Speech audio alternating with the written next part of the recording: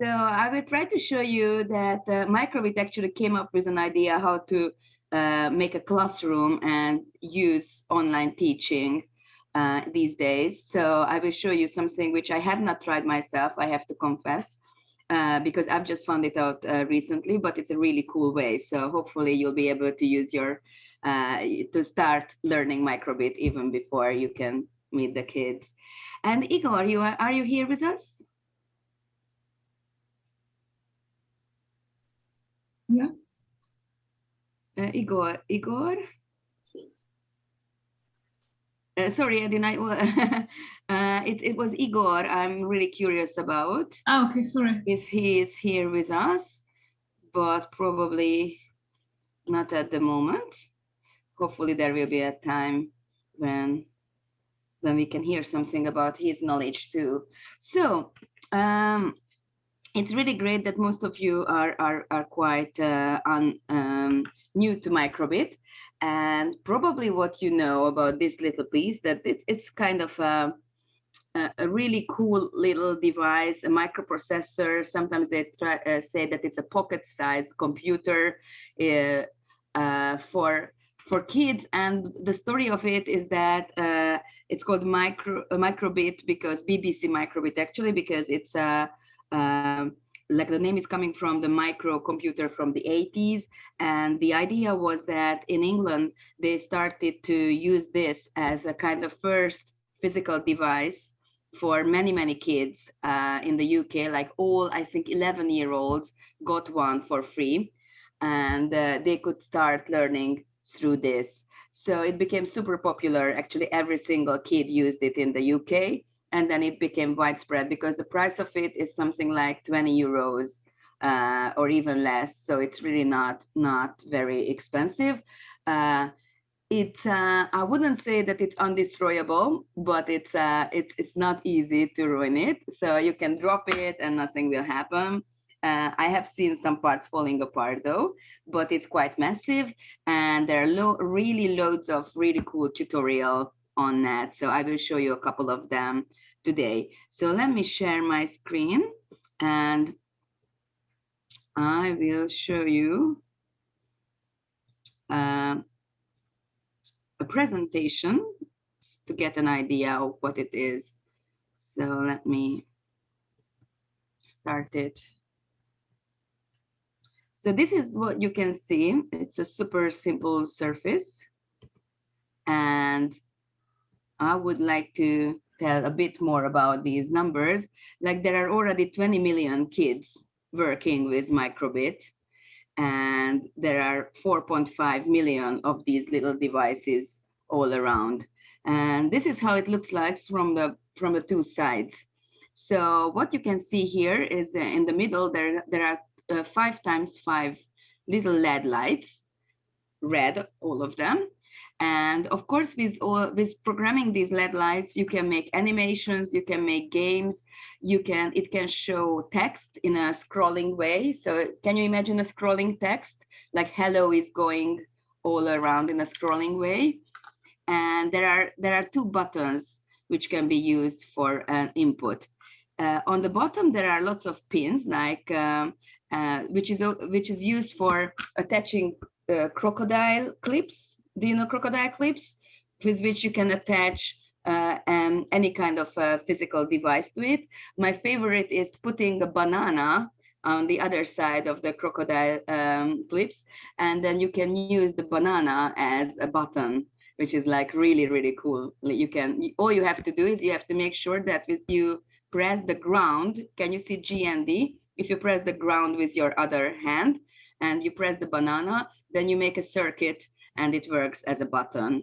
So these pins are usually not used in most of the classrooms, but these are, if you want to make a maker's club, it's a really good opportunity to attach any kind of other devices.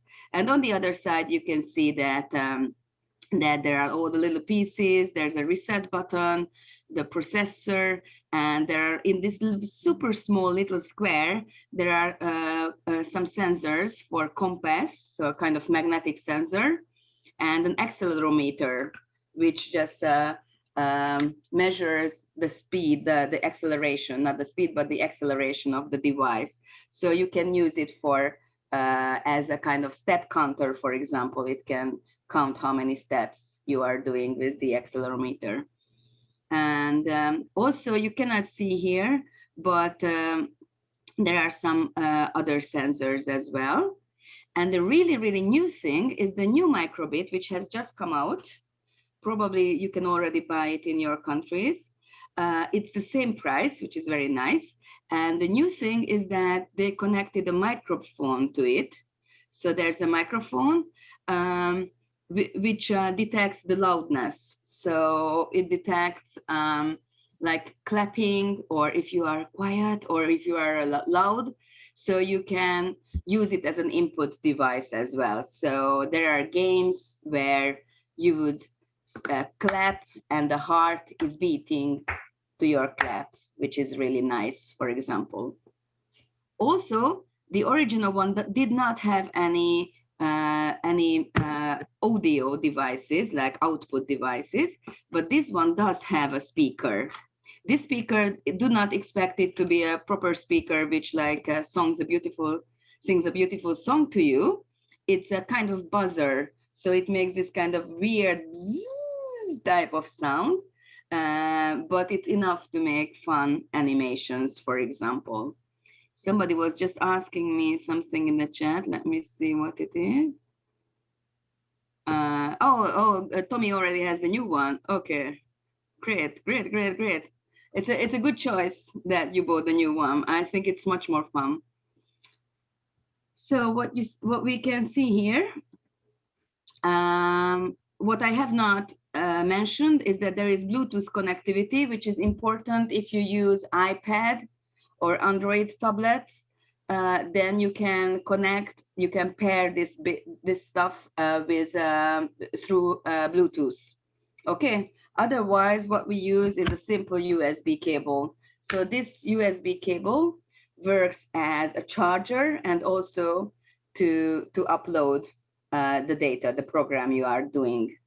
There's the last bit, and as I promised, there's nothing more, is this little battery. So the idea is that once the program is on the device, you can take the USB off and you just connect it with a battery. It's a very simple AAA battery. And what you can do, if you want, you can put this thing into any kind of physical device as well, such as you can make a robot with kids from cardbox, and these can be the two eyes of like the LEDs can be eyes, and you can put the whole thing into it. So you don't have to be connected to your laptop or computer all the time. So that's why it's quite fun that you have the batteries. But usually we use the USB. So do you have any questions so far about the device itself? Or, okay.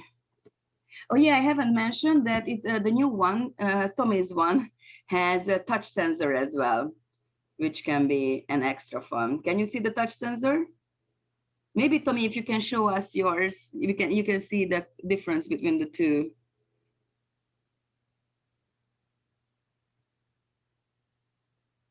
Yeah, the touch sensor is here somewhere on the other side. Yeah, on the top there is somewhere touch. Yeah. Let's see how it looks like from a, yeah, thank you.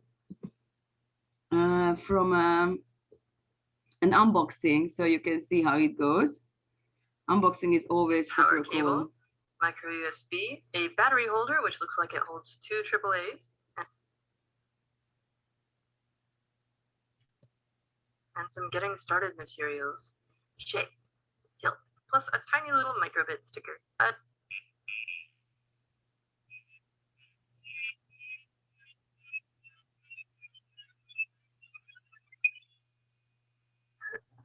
So this was the sound. I wanted to show you how it sounds. So don't expect anything really, really amazing, but it's still fun.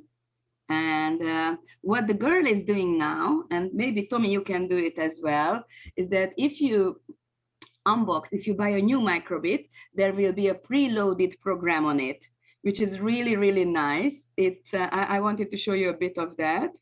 So it has a lot of animations and games, and it just makes you say like, please press button A, and then if you press it, it plays something. If you press button B, and I show you a bit of this preloaded program. Why, hello.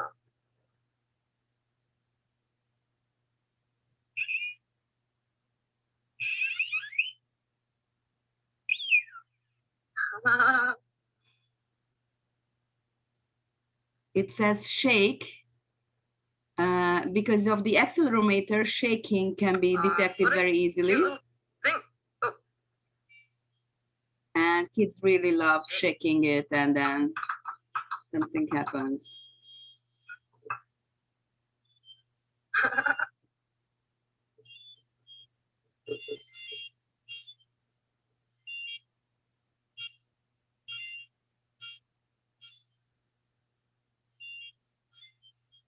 That's pretty great. Tilt. Okay. Tilt. So if you tilt it. Oh no, it's a snake game. I'm so bad at these. Is this, well, I wouldn't call it a snake game, but a very simple catch the dot kind of game. You can play with tilting it. Okay, so that's about it. So now I hope that you have an idea how it looks like and what kind of cool things it can do. So if you start using Microbit in your classroom, you always need to start at microbit.org. That's the main port for everything. And I would like to show you around a bit. Get Started has lots of ideas how to start, like the physical setup and everything, but you won't need that a lot. Projects are coming in two types of projects. The make code are really crazy projects where you can use Python, Scratch, and this is where you start usually. And this other one, Do Your Bit, is a kind of mission to create like prototypes, at least, of devices and programs what you can use to save the planet with technology. So probably you have already seen that it's very popular these days to create challenges for the kids that look around, see what kind of problems your community might have, and try to find a solution with technology. And you would say that it's pretty difficult to find any kind of solution with this, but if you look around, it's really worth it. You will have a couple of minutes to look around and see how you can do or kids can do quite useful things as well. The lessons have really cool lesson plans with lots of ideas in that. But the main thing is that if you go to Let's Code, that's where you will get to the coding sites. And there are three types of coding possibilities. Well, there are basically two big ones. Make code is block coding, and also there's a Python editor. So if your kids, I wouldn't really suggest it as a way to start Python. It's not that kind of sexy, to be honest, but it's a very good thing that if your kids know a little bit of Python already, then they will be very proud that they don't use block coding anymore. They use a Python editor.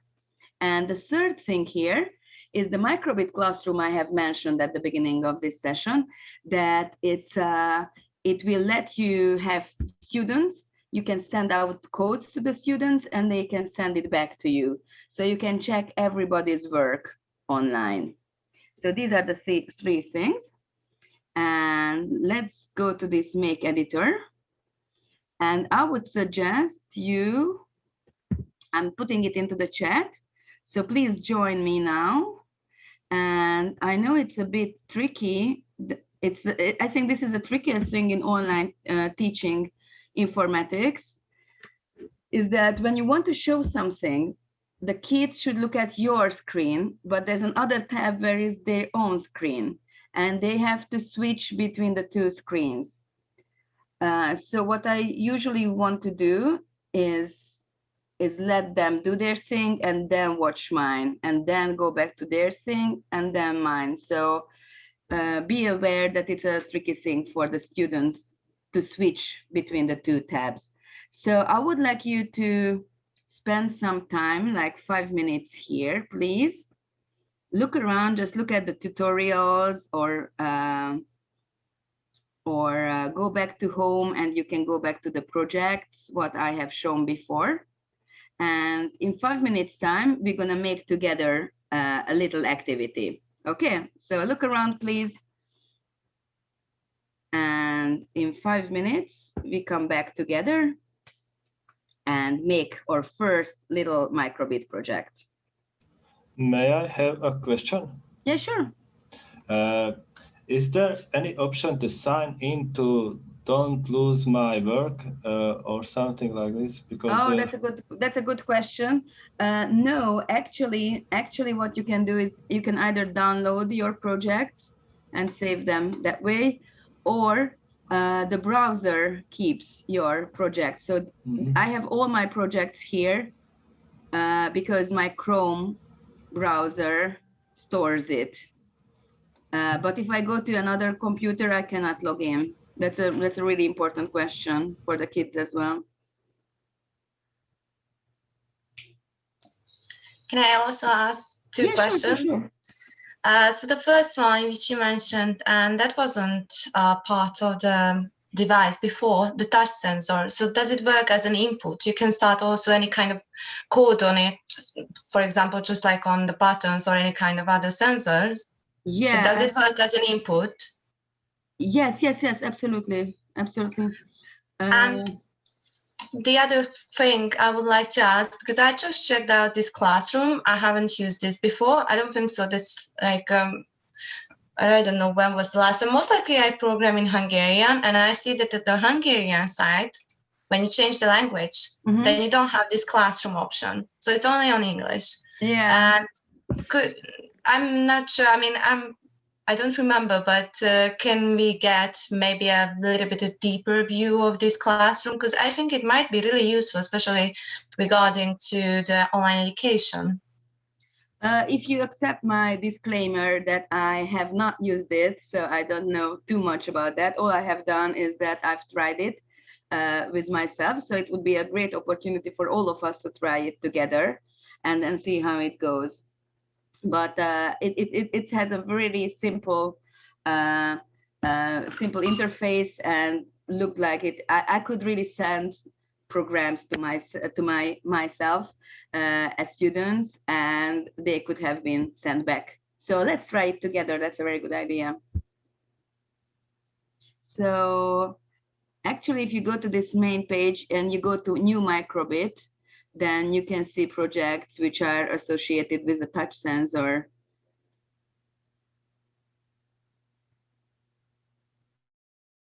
There are so many things to look at actually here. Yeah, I think it's going to be really interesting for them. Like basically this was the missing part. Yeah, no? Yeah, because the other sensors were kind of interesting as well, but you know, they use smartphones. What they do is basically touch the screen. So I think this could be a really good option for them. It makes it much more exciting. Yeah. And somebody said that actually it has the opportunity to have speech recognition in it, which is quite unbelievable for such a simple microphone which detects your loudness. But somebody already started making speech recognition software, so you could actually say words which the computer would recognize. I suppose you have to it has to be a very simple one, but it will work soon. It's not included yet, but there are developments on that, so that's really cool.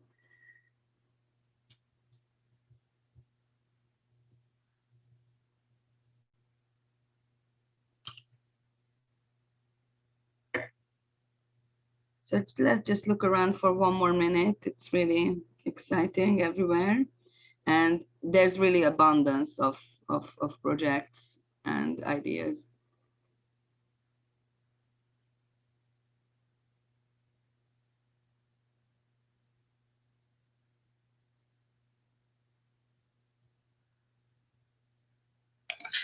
Also, I have one more question because I also try to program with the Python, which gives you more options than the, well, this block version basically. And I saw a project which is a bit unclear for me, and I would be really pleased if you could give me some further description.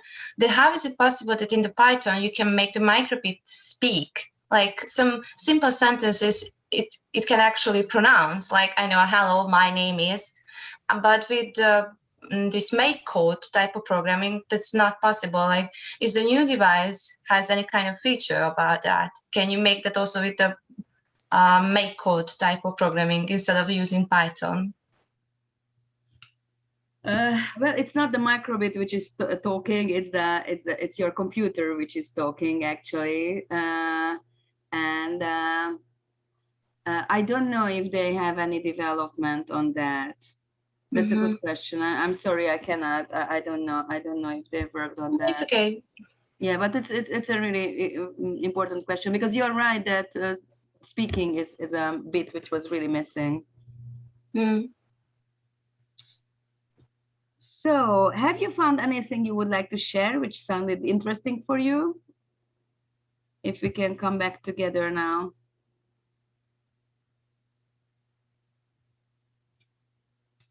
I can see you all.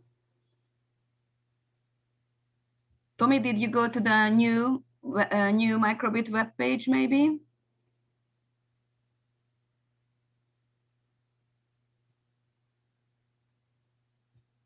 I cannot hear you now.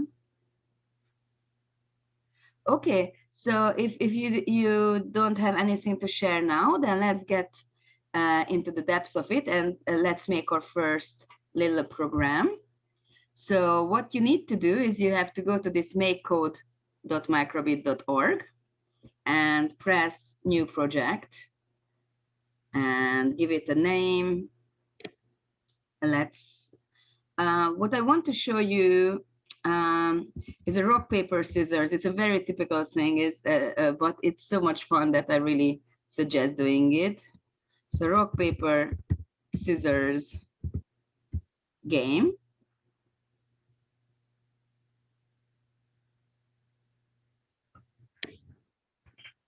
And this is the surface what you have.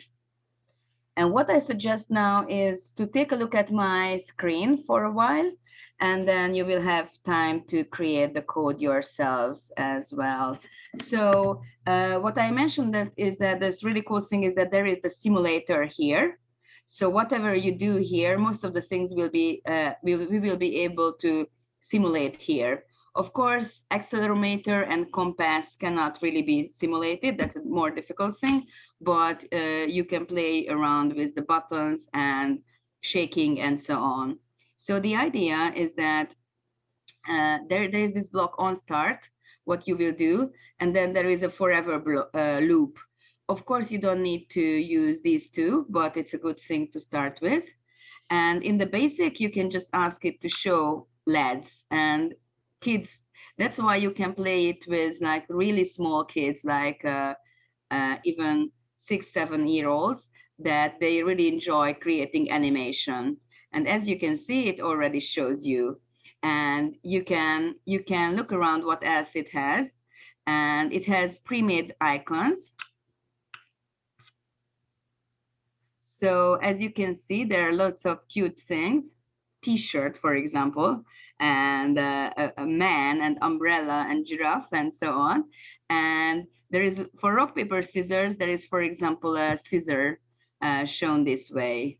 So this can be a scissor. And probably a first thing to do for the kids would be to make a little animation, which would show rock, paper, scissors, and in this order: rock, paper, scissors, rock, paper, scissors. So they can put it into the forever block, and it's really worth letting them play around with icons at the beginning, because it's very satisfying. So probably this is paper, and this is rock, and let's see what happens.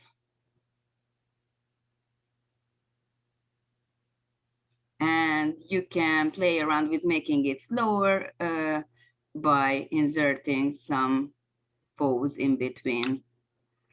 This 100 millisecond is not too much, but you can make it work. So I would like you to make a little animation like this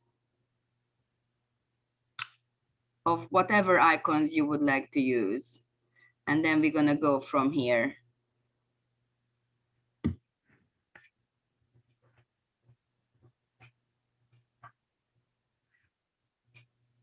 So we have maybe like 6-7 minutes to make your own animation and try it.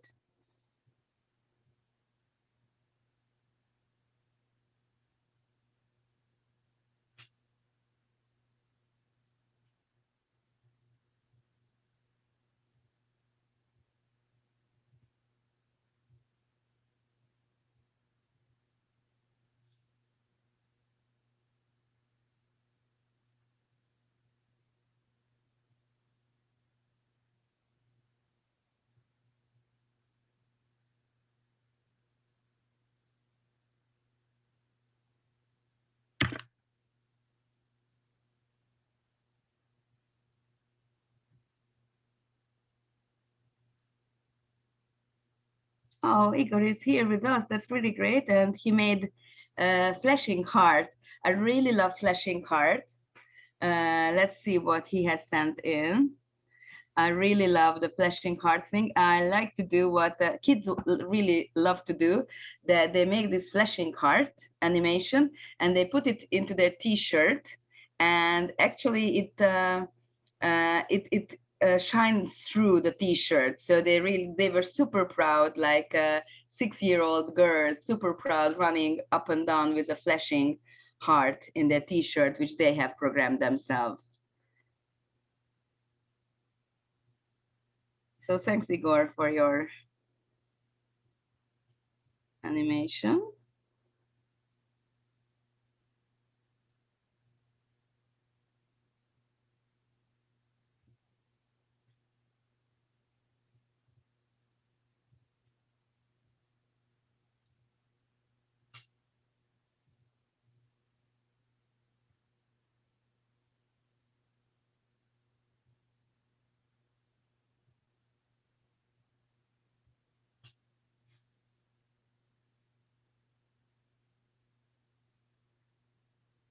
Also, if you are familiar with it or you are done, it's really worth going through the codes, what kind of codes you have. Look around if it's similar to Scratch or not, what kind of menus do you have, what kind of codes.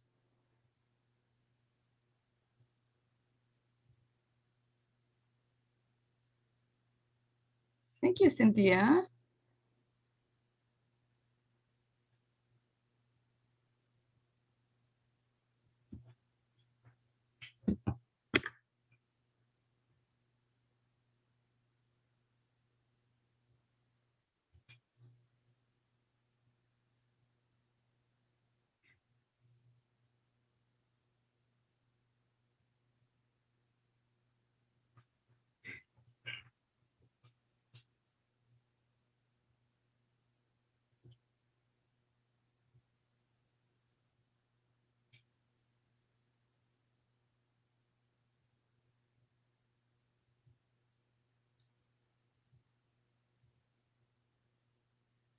Mm-hmm.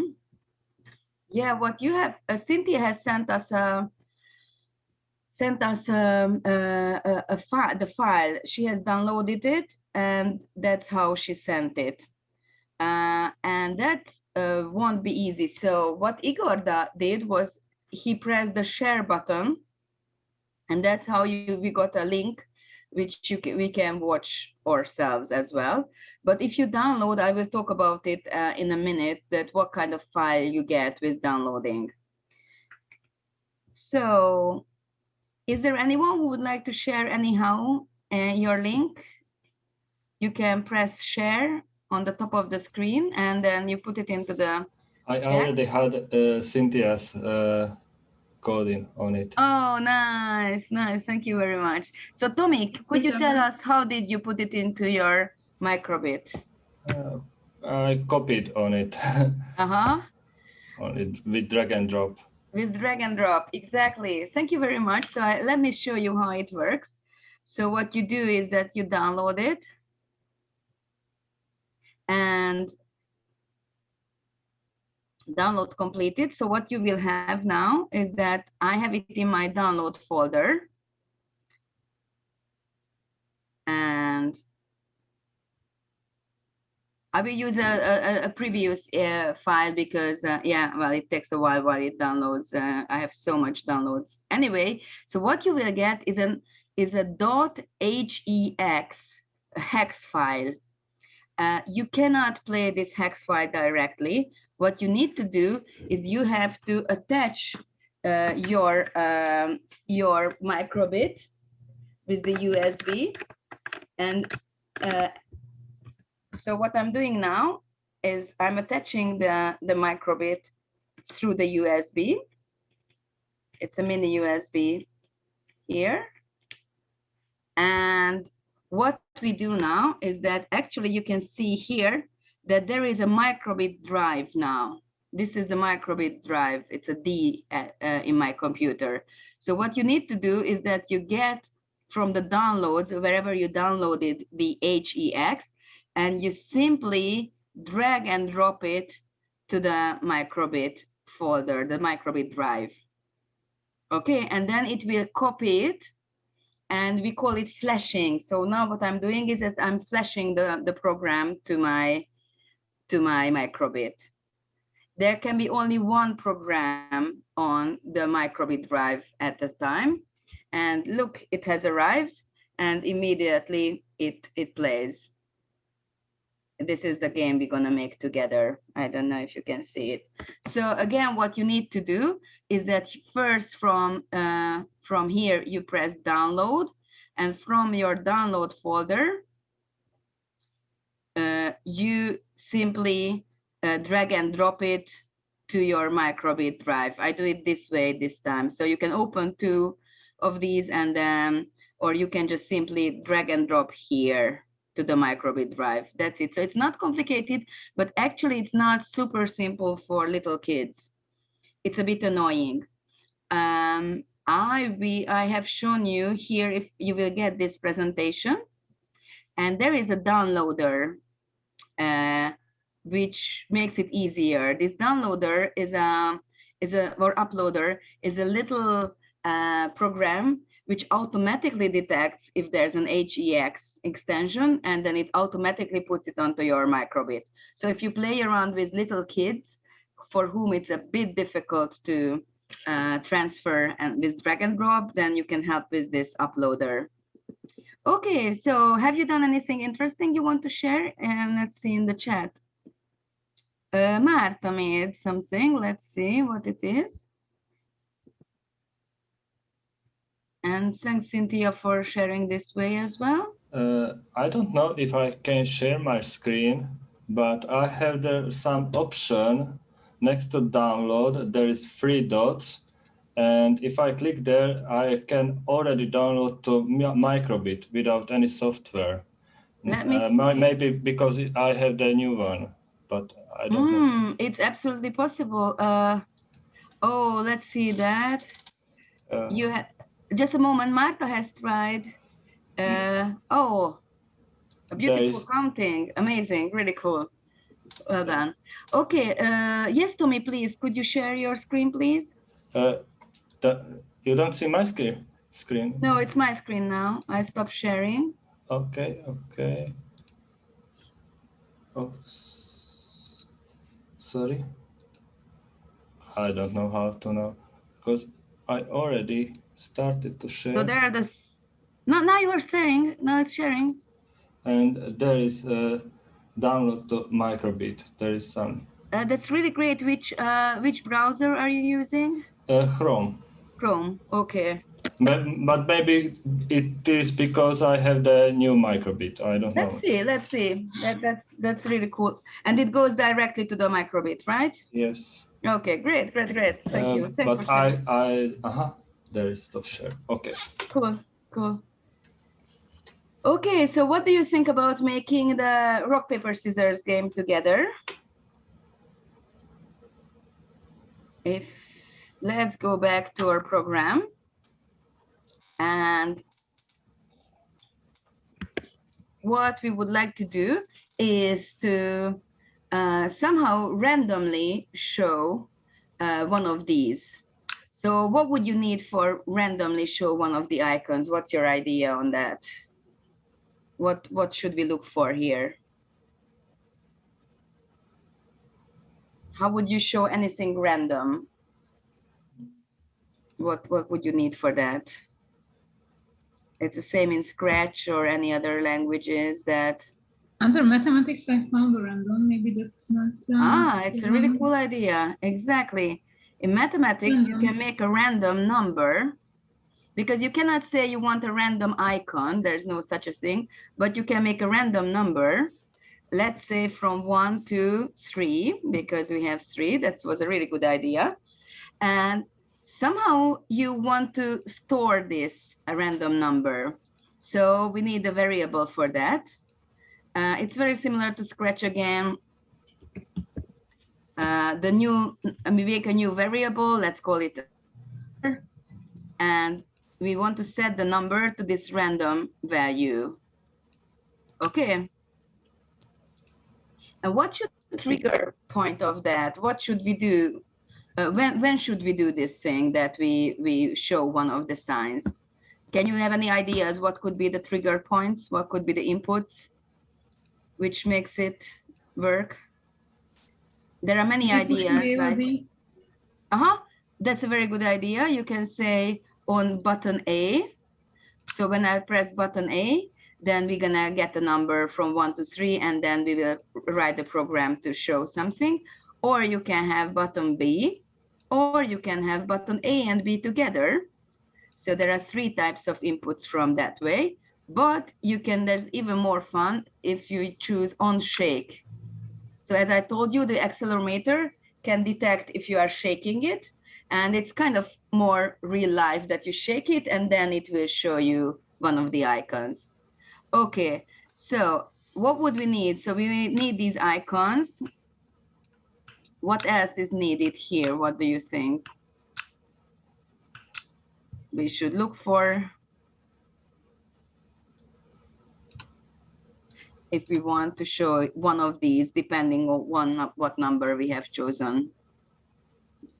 If it's 1, 2, or 3, show. Yeah, exactly. So it's really nice if kids say aloud a normal language sentence, that if the random number is 1, then make it scissors. If the random number is 2, then make it rock, and so on. So as you can see in the logic, there is this if, and also if else, but with the plus sign you can make it longer all the time. So we can choose this one, and I'm sure that you are familiar with the idea that with a plus sign you can have the third option as well. And again, the size, the shape of this true indicates that we have to put a boolean here. So in the math you will find, and in the logic you will find equality. So if the variable is equal to 1,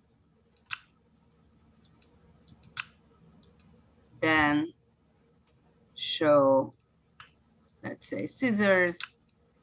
Else, if you can copy it with the right button click if the number is 2, and so on. So try to finish it from here, and you can check it, because now there is a shake button on the simulator. So you can shake it and see that you always get a random sign. So I go back and have some minutes to finish it, and please indicate if you have done it. And then we can continue.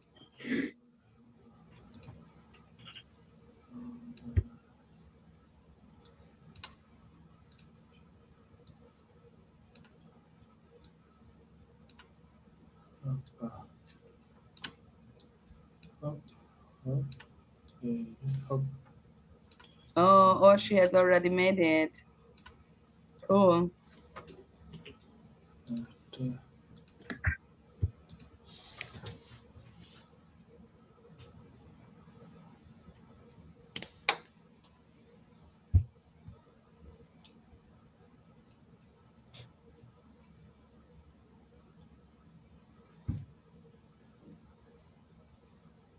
Aj, nem működik. Does it work?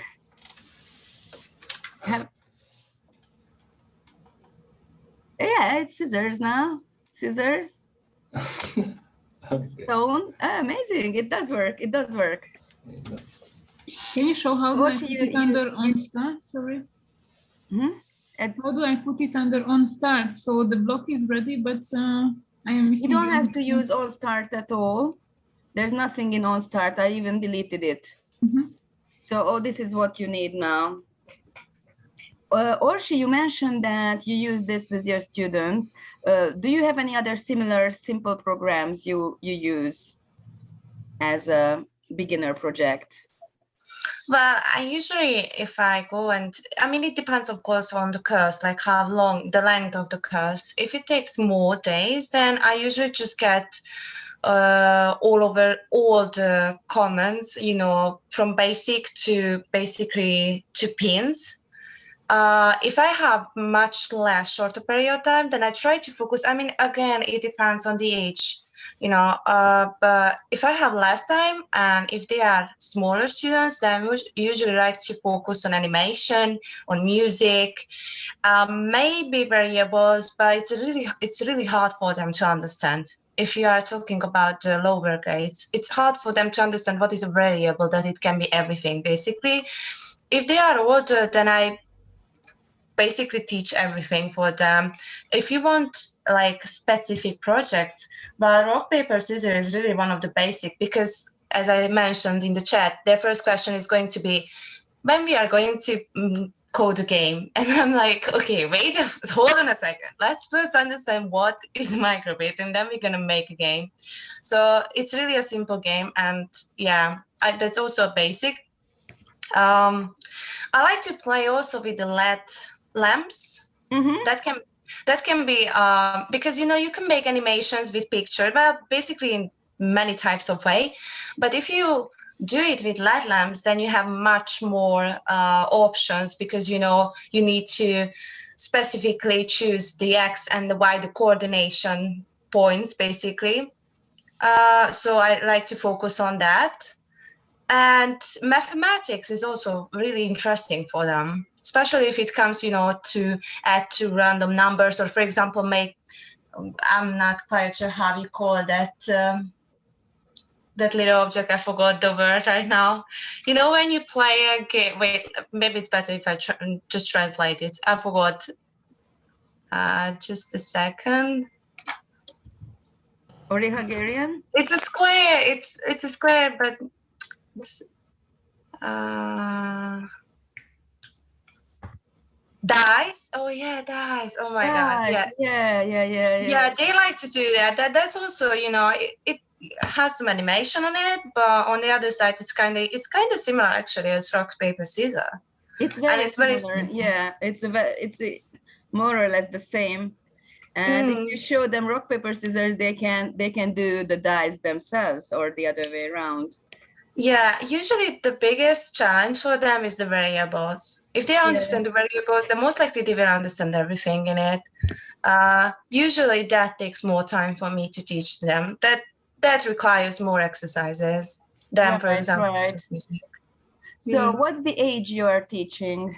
What do you think is a nice age to start?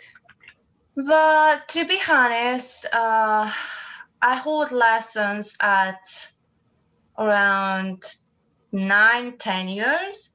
I think they already know a lot of things, and you can. And actually, I was surprised because first I was kind of, nervous and worried how they will take it, how they will understand all these things, especially the variables when they haven't programmed anything before. And it was quite interesting because they understood everything. Actually, a few of the exercises, they try to rethink or add something to it, so they are really excited, interested in it, and they really understand it easily. So usually I hold classes in primary school, but I also hold classes in secondary school. And there I was kind of shocked because, in secondary school, they already learn Python, JavaScript, and any kind of other programming languages. And what interesting thing was there, that students from secondary school prefer the normal type of programming, where you have to type basically. They can't do coding by using these blocks. If because even in JavaScript, you can also type if you change the method. As you can see on the screen, even on your screen is visible, there are the blocks and there's JavaScript. And if you choose the JavaScript menu, then you have to type. And I was like, okay, that's even better because the real programming works like that, right? But I tried to make them to do an exercise using these blocks and they couldn't make it. And they gave up and they went back to typing. So it's really interesting.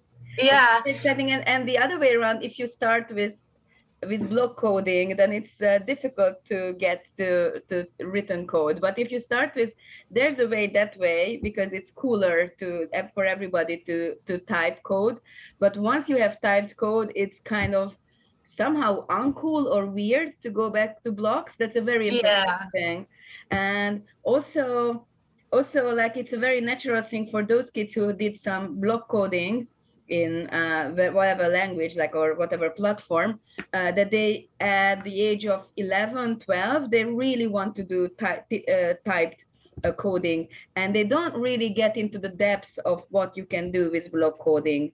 I mean, doing a difficult game on microbit or in Scratch is a really big challenge. So sometimes kids really want to rush away from block coding. I don't know if you have the same experience.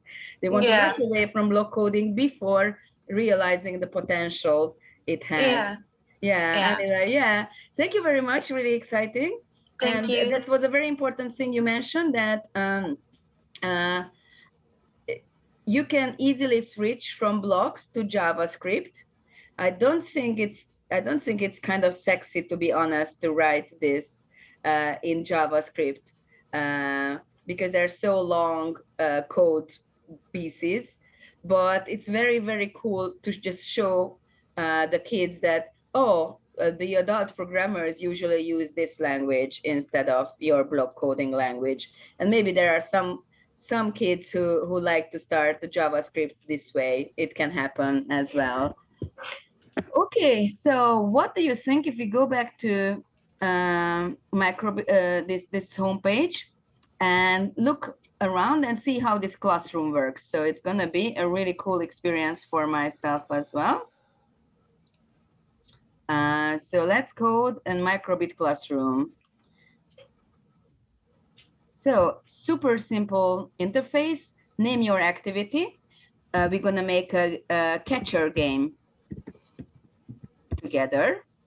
We're going to use make code, this block coding what we have used before, and it has that you can tick it not to lose data, so it's a good idea to tick it. And launch classroom. So let's see what happens.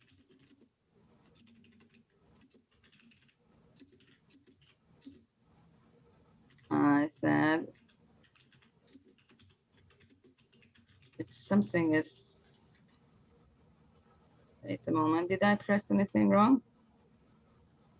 Because it should,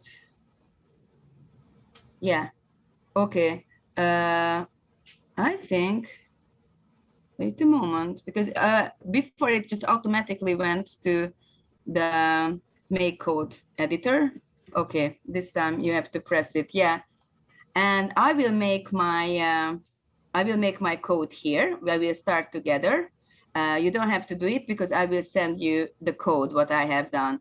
And then I will check on the dashboard, you will see how to get there. And I will see the student's code here.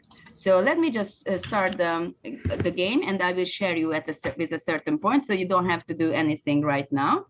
So the idea is that following, you can actually use microbit in a way how Scratch works, that you have sprites, and the sprites can collide with each other. The game can have an ending, and the sprites are simply a dot, to be honest. It's the simplest sprite you have ever seen. A simple dot can be a sprite. So you can create sprites if you go to the game at certain points. And if you go, you can see that these sprites can move. You can control the X and Y coordinates of it. They can touch the edge. They can touch each other. They can even bounce. To make the game a real game, there is built-in life and score. So the cool thing is that there is even animation for losing a life, and also saying the score at the end. So you don't have to do what you do in the Scratch, that you make a game over animation, or you can make a game over background. You can make a variable, which is your life, and you make a variable, which is your score. Everything is built in. So let's see how it goes. On start, we create a sprite, and as you can see, the sprite is a variable. So you will need to go to variables and call this sprite something. What should be the name of the sprite? What should be eating the food? Tell me something, please. What would the kids love to have? What kind of animal or being should it be? Just say a name. Anyone, please help me. Let it be the cat. Cat? Okay. So the cat, thank you very much. So the cat will be a sprite at a certain point. It says 2, 2. Let's see how where 2, 2 is. As you can see, 2, 2 is actually in the middle. So what does it say about X and Y? It's not like in Scratch that 0, 0 is here, but actually 0, 0 is here in the bottom left corner.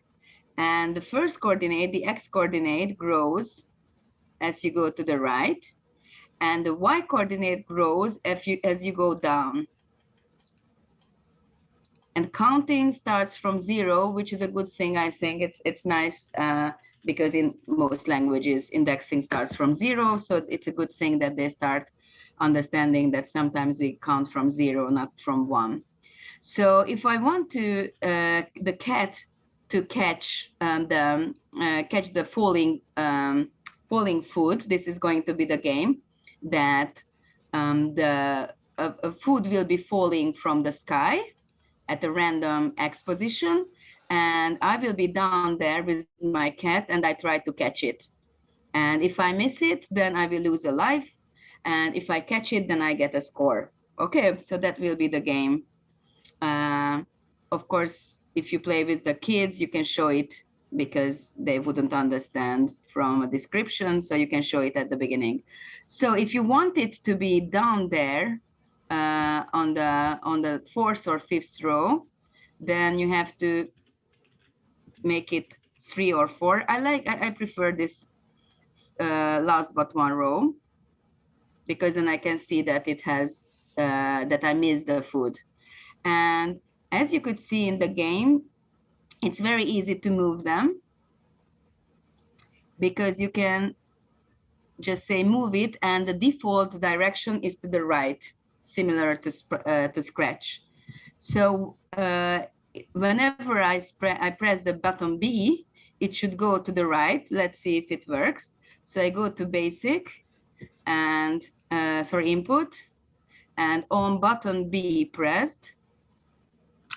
Let's see if I can move this little sprite. The sprite is called cat.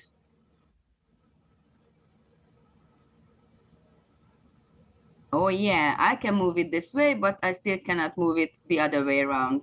So this is where we are now. Let's see if you can do the rest of it. And I share the code now with the students. I go to the dashboard, and please go to this URL. I put it into the chat. And you will join my first class. Thank you very much for experimenting with me. And it has this super cool naming system. It's a color, an animal, and two pieces of objects, I think, which is super easy to remember. So the classroom name is Silver Panda Fire Engine Guitar, which is fun because you can remember it even because of the icons, even if you can't read. And you will need this one, and you will also need the pin.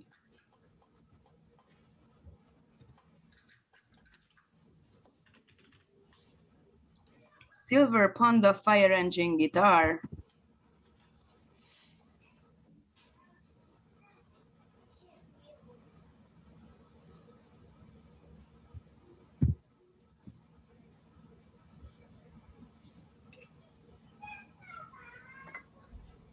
So we have 3 students already, Edina, Orsolya, and Tommy. What about the others? Please tell me if you need time or you have problems anyhow with connecting.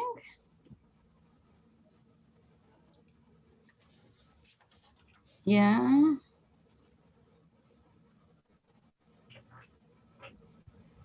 Did you get my code? Did you receive it? Edina and Oshi and Tommy. Yes. Yes, so you can start trying to continue the game from here with making the other button work as well. And the others, like Marta, do you think you can join? And Igor, I'm sure Lenka cannot join now. But I try. Yeah, cool.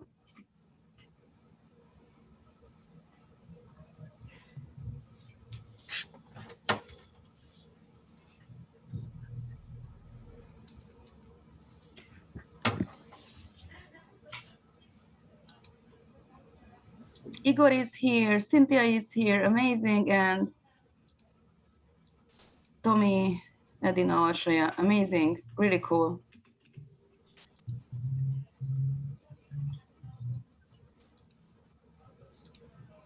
So now I can come here and check you guys, everyone. Tommy, very nice.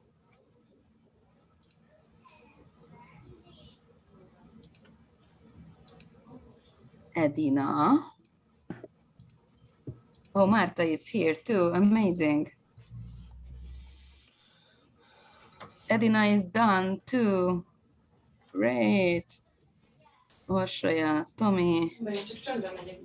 It's a really cool thing, actually, because that's the worst thing with online teaching, that I'm sure that you share this experience, that you cannot be there and check everybody's computer, everybody's screen, just a very quick glimpse. Everything is okay with this kid. Okay, let's go to the next one. So because of this, it's an amazing feeling that I can go through everybody. And you can send in, when you feel that you are finished with your code, then you can send in as well. Okay, so I go back to my editor and do what you did as well. And let's continue together. So now the cat is moving up and down. That's amazing. I mean, left and right. And as you can see, it's also programmed that it cannot go out. So whenever it reaches the end, it automatically stops there, which is very useful in the games. Okay, so we need a food. So we need to create a sprite, which is a food. And the position of this food should be a random position on the top of the screen. So try to make other sprite, which is a food. And the food should be at a random X position, and the Y should be on the should indicate that it's on the top. So try to make it yourselves. I will make it silently here.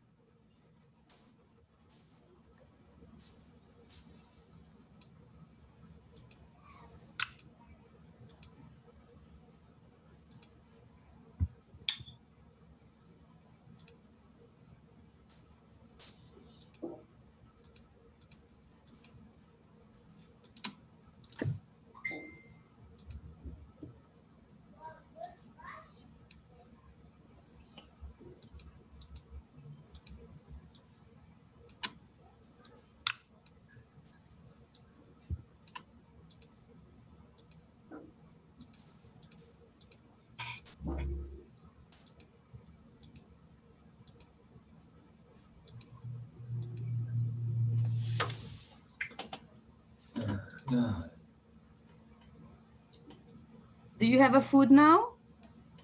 Cool. I can look around and see.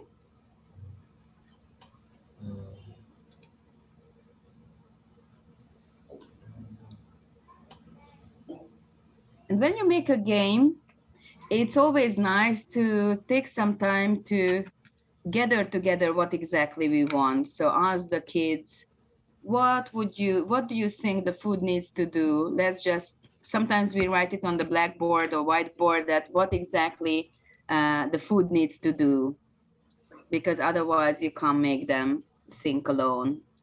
So yeah, we want the food to fall down. What does falling down mean? It means that the Y coordinate is getting bigger and bigger, but there is a little time in between, and it should be done forever, that it's going down and down. So probably that would be the next step you can do together with the kids. So you would need a forever loop from basics.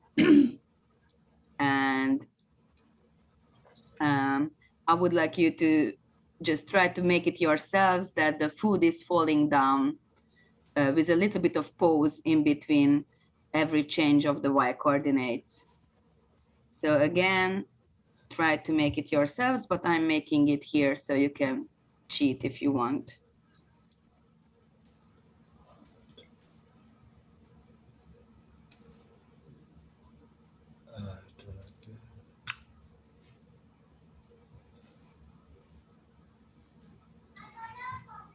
And always check what's going on.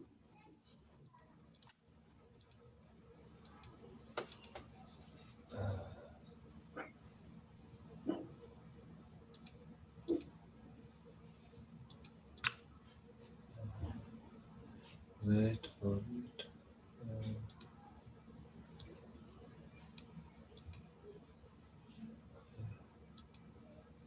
So it looks like that falling does happen, but then it stops at the bottom if you make this code.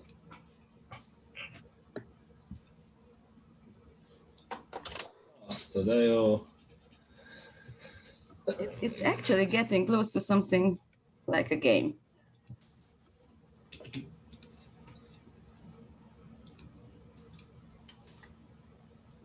So what do you think should be the next step?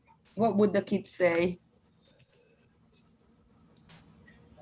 Could someone help me out, please, with what would be the next thing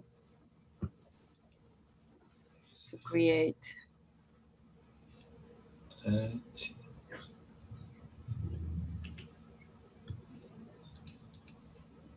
you help me, Fruzsi? Yeah, sure. In Hungary. Az a bajom, hogy itt valamit kihagytam a te forever akciódnál, tehát nekem hiányzik ez a change. Azt hol tudom elérni? All of them which are green are in the game. The game, yeah. Game section, and instead of sprite, you should change the name of the sprite and just try to find this change. Okay. Super, thank you. Anyone else need some help? Please feel free to ask.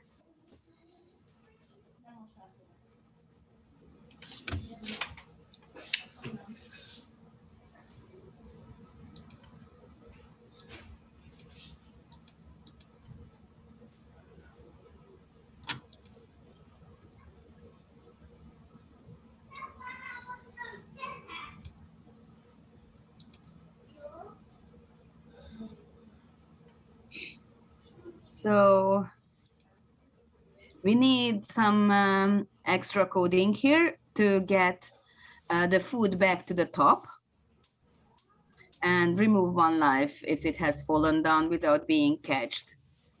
Okay, so the idea here is not super simple for little kids. Let's get back to it. So the idea is if it's down, if it's totally down, then it should go up.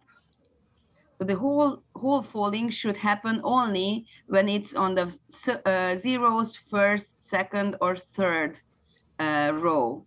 If it's in the fourth row, then it should go up. So this thing should happen only if it's not at the bottom. So let's go to logic and say that this thing, the folding thing, happens only if the y coordinate of this sprite, if the y coordinate or the y coordinate of the food is less than 4, meaning that the folding happens only if it's not at the bottom. So let's go to math because we are comparing two things. Oh no, I always make this mistake. It's in the sorry, comparison is in the logic, not in the math. Sorry for that. So we say that if the food's y coordinate is less than 4, then you need to do the folding. But once it's down there, so the y coordinate is 4, then you have to get it back to the top. So the food's y coordinate, I just copy this what we have here. No, I don't copy. I just say that set the sprite's y coordinate to 0. So we are sending back it to the 0, to the bottom, to the top, and we are setting the x coordinate to a random number. It can be anywhere. So we need this random number here.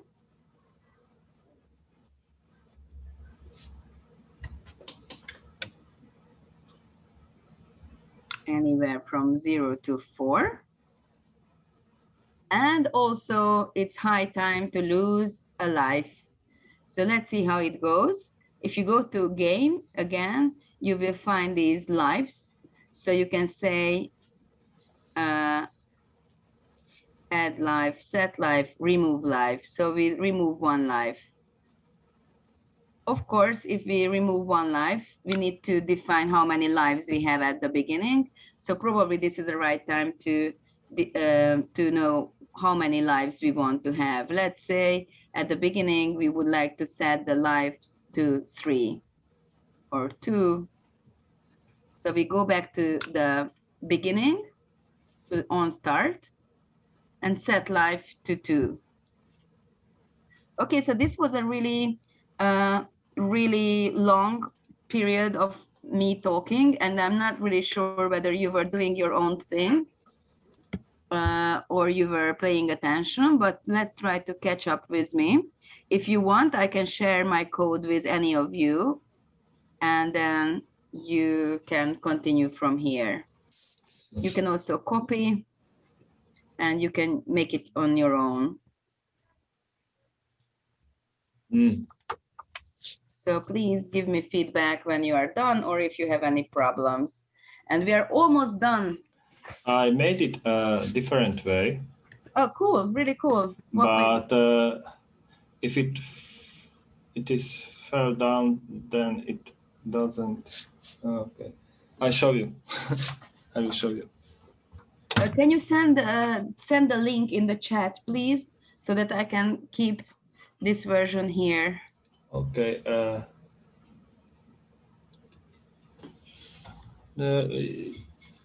You can check in the classroom. Oh my God, of course I can check it in the classroom. How can I be so stupid? Yeah, you can see that I'm not used to this luxury.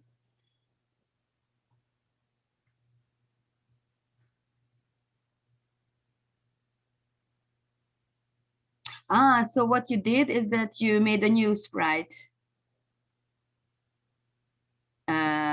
Okay, but you named it, so it's still the food. Amazing. Does it work? It doesn't work, and I didn't know why. Okay. So what you made, let's see what you made. Set food. So the food is now a new sprite. It could be working. But what we did is that we didn't create a new sprite, we just changed the position of it. Okay, thank you.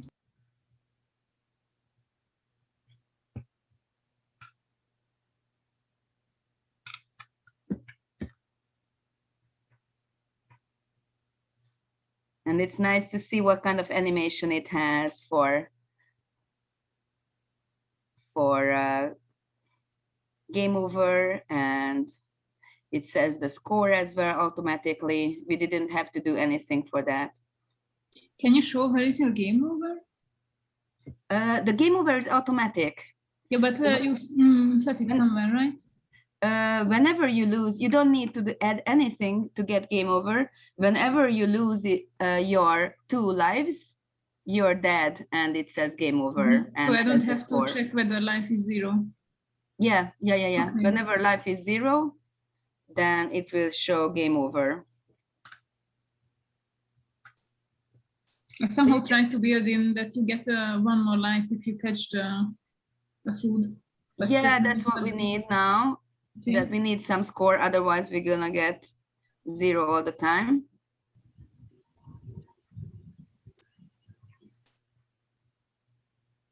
And 100 milliseconds is not really enough because it's super quick. So if you change it to 500 milliseconds, probably that's better, or even more. Ew. So that's always something what kids like, to adjust the parameters to the right number. Okay. So let's see how you're going.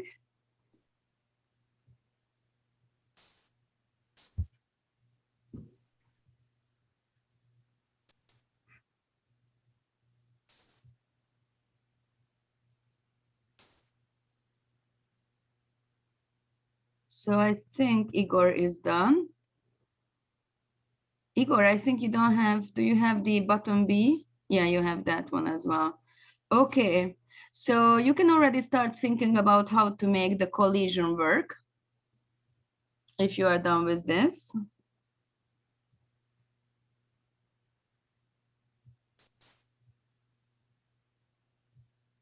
It may be a stupid question, but even in this simulator, is there some way, like in Scratch, that you can follow the amount of your life? So in Scratch, you have this variable somewhere which you can show as well. And I guess in Microbit, you cannot show it, but not even in this simulated version, right? No, I don't know about anything like that. That's a really cool question, because it would be nice to. Because currently I do not know how the game over, when the game over is going to come. Yeah. It's a nice idea. but you don't have that.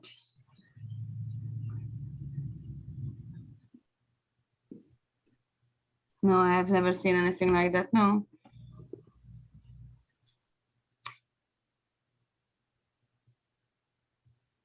Titanila is saying 10 minutes to go, which is really great because we can finish. We need only one bit of code to finish.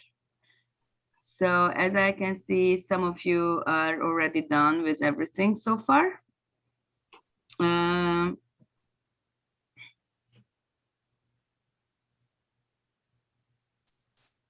Orshi, Tommy, Marta, do you need any help probably? Or you're not really working on this right now?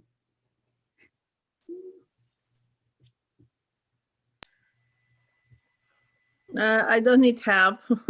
Yeah, I should working something else. I have no worries, no worries. That was on the mail, so it's very important to answer it. Yeah, so no worries, no worries, no worries.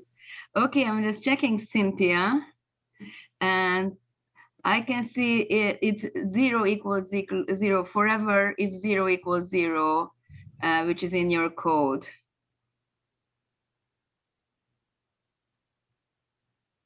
So I'm not sure that if you could copy this. So if the y coordinate is less than 4, should come here. It's really worth correcting this right now because your game will be perfect in 2 minutes. So I go back to the editor, and you can take a look at there as well what's missing from yours.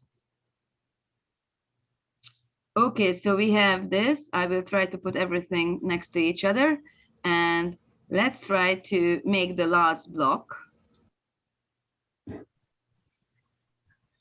Okay, so the last block is about catching the food. May I ask something?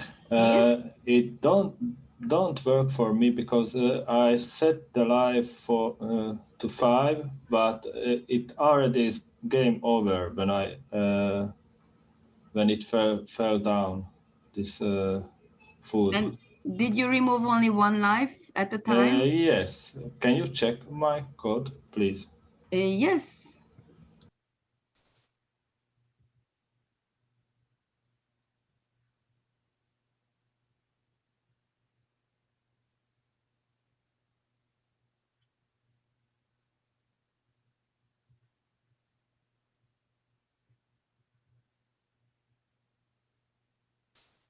It looks perfect for me. So does it happen on the simulator and also on your microbit? Only checked on the simulator, but oh, I can see the problem because you said change the food by 0, but it's not changing but setting. Oh, thank you. And because you changed it back, and it kept losing lives very quickly because it jumped 1 up and then it lost the life again.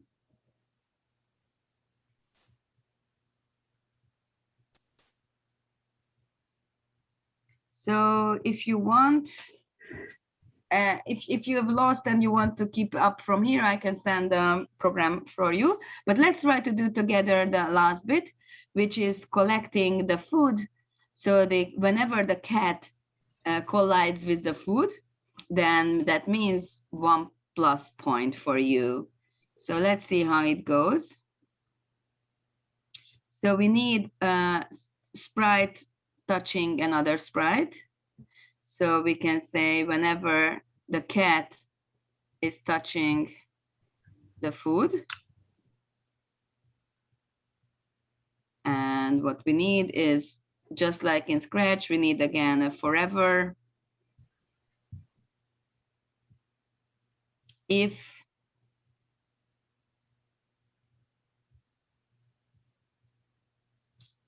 so, if the cat got the food,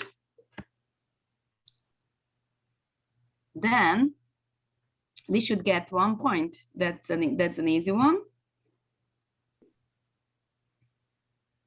So change score by 1. And also that should mean that the food should go up to the top again. So let's duplicate what we already have in the other one. So set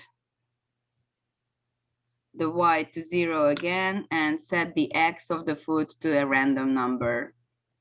And it should be working.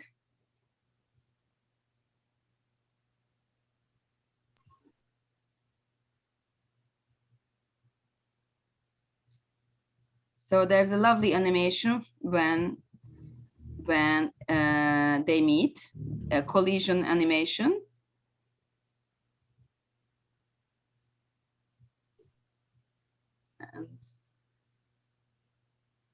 And after losing 2 lives, there's game over. And the score should be something like 4, maybe.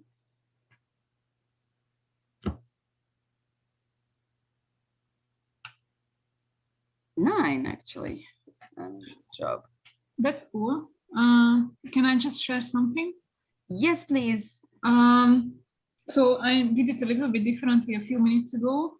I said if the cat gets food, then increase life by 1, and if it doesn't, then decrease life by 1. And so in this case, someone might play until eternity, because if it's going well, you will increase your life. Yeah, and cool. what I saw here, and maybe this is also happening with your score equals 9. My experience from Scratch is if two sprites, I guess, if 2 sprites meet each other, then it's a certain time until they get away from each other. And in Scratch, I saw that in this case the score is increasing without stopping it, and you will suddenly get a huge score until the 2 are leaving each other. So here I built in a pause when increasing the score or increasing the life, and with that it made me working well. So before did you get more points than what you earned? Because yes, my experience was if I let the cat miss every food, then after 5 lives it dies. But if I just catch 1, it will never die because it gets so high. Right. So that's how I imagine. Yeah, that's a really good trick. I think it's usually not. I did write it without it, and it did work properly. But for some cases, it's a really, really good idea. Thank you very much for mentioning it. That you did like just even less than 100 milliseconds is sometimes enough. And if you put this pause into it, then it does not detect collision very quickly after each other. Very, very nice idea. Thanks for sharing it. And I like the idea of making the game in a different way as well, with this getting lives and making it forever. And actually the kids really love playing it on the microbit, anything similar to that, and they would die to make a record. So it's nice to have some kind of score they can brag about. But so in the end, the score was written out, if I saw it correctly. So in my case, the life was the question. Oh, okay. The life is not written out. My game ended when it gets to 0, but in between, I do not know how much life I have. Oh, I see. Cool. Yeah, that's a very basic game, and you can actually. I did see written in Python. I did see a Tetris, a proper Tetris, where you can rotate the blocks, and you really play a normal Tetris or a normal snake game, but it's not easy at all, to be honest, to program it. There are so many difficulties which arise. But this way, with the block coding, with the sprites, it's super easy. If you go back to Python, it's a totally different type of challenge. So I really suggest using this for those kids, how Orshi said that, who are just shouting, I want a game, I already know how to make a game in Scratch. Then show them that it's even cooler that you do it on a little device. And I think this is, after a couple of sessions, it's doable with the kids. So, I'm really, really sorry that we need to leave. I wanted to spare some minutes. with you. So can you give me a very quick feedback? Probably in the main session, we're gonna have a little bit of feedback, okay, with everyone. I'm sharing the code. So if you want, you can get the code, but I think most of you managed